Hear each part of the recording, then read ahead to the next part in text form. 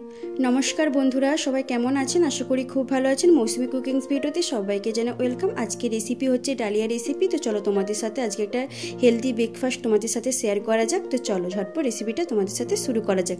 एखाने देखो बाटी सम परिमाणे डालिया एबं मुग डाल नियेछि। एखाने रकम कोनो रकम अन्य डाल आमी इउज करब ना। देखो যতটা ডাল নিয়েছি ততটা ডালিয়াও নিয়েছি। আর এখানে হচ্ছে ফোড়ন। তো ডালিয়াতে ফোড়নের শেষ কথা এখানে নিয়েছি মৌরি, জিরে, 5 ফোড়ন, দুটো শুকনো লঙ্কা, গোলমরিচ, দারুচিনি, জায়ফল আর একটা দুটো এলাচ। আর এখানে হচ্ছে নিজেদের পছন্দ অনুযায়ী সবজি নেবেন। এখানে আমি একটা গোটা টমেটো, আলু আর হচ্ছে পেঁপে, কুঁদরি আর এখানে ফুলকপি নিয়েছি 2-3টে কাঁচা লঙ্কা আর হচ্ছে আদা বাটা। তো চলো এখানে পুরো রান্নাটা আমি এখানে প্রেসার কুকারে করব। তোমরা নিজেদের পছন্দ অনুযায়ী যেখানে করতে পারো।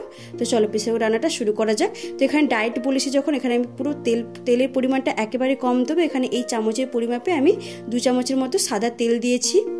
তো তেলটা যখন গরম হয়ে যাবে এখানে আমি সমস্ত ফোড়নের মশলাগুলো আমি দিয়ে দেবো। যখন তেলটা কিন্তু গরম হয়ে যাবে আর গ্যাসের ফ্লেমটা কিন্তু লো রাখবেন, নাহলে কিন্তু ফোড়নের মশলাগুলো পুড়ে যেতে পারে। তো ভালো করে 1 মিনিটের মতো একটু ভেজে নেব। এখানে আমি ডালিয়া এবং ডালটা কিন্তু ভালোভাবে ধুয়ে নিতে হবে। তো এখানে দেখো আমার কিন্তু ফোড়নের মশলা একটা দারুণ স্মেল উঠেছে। তখনই কিন্তু আমি এখানে আদা বাটাগুলো দিয়ে দেবো। দিয়ে একটু নাড়াচাড়া করবো 1 মিনিটের মতো। তো এগুলো লাল লাল করে ভাজা হয়ে গেলে এখানে সমস্ত সবজিগুলো দিয়ে দেবো। প্রথমে দিয়ে দিচ্ছি আলু, দিয়ে দিচ্ছি পেঁপে। তোমরা কিন্তু নিজেদের পছন্দ অনুযায়ী সবজি দিতে পারো, বিনস, গাজর। আমি এখানে যা কিছু অ্যাভেলেবেল ছিল তাই কিছু দিয়েছি ফুলকপি, কুঁদরি আর এখানে পরিমাণ মতো লবণ দিয়ে ভালো করে একটু নাড়াচাড়া করে নেব। এখানে কিন্তু ছোটো চামচের 2 চামচ বা 1.5 চামচের মতো আমি এখানে লবণ দিয়েছি। দিয়ে একটু ভালো করে নাড়াচাড়া করে নেব। তো আমি এখানে প্রায় 1 মিনিটের মতো একটু নাড়াচাড়া করে ভেজে নেব।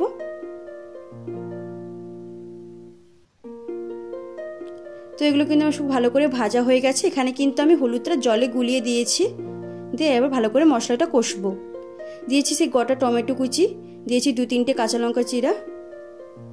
দিয়ে ভালো করে মশলাটা সব সবজিটা কষতে থাকবো। প্রায় কিন্তু এখানে আমার সবজিটা ভালোভাবে কষা হয়ে গেছে। এখানে আমার ডালিয়া এবং ডালটা দিয়ে দেব। দেখো প্রথমে দিয়ে দিচ্ছি ডালিয়া, দিয়ে দেবো ডাল, দিয়ে ভালো করে এটাও 1 মিনিটের মতো কষতে থাকবো। ভালোভাবে কষা হয়ে গেলে এখানে আমরা পরিমাণ মতো জল দিয়ে দেবো। আমি এখানে 3 বাটি এবং তার হাফ জল দিয়েছি। তোমরা যদি এটা পাতলা খেতে চাও তো অবশ্যই জলের পরিমাণটা একটু বাড়িয়ে দিতে পারো। তো আমি এটা পাতলা করবো না, এটা ঘন করতে চাই। তাই দেখো এতটা জল আমি আর দিই না। 2 বাটি আর 1.5 বাটি মতো জল দিয়েছি।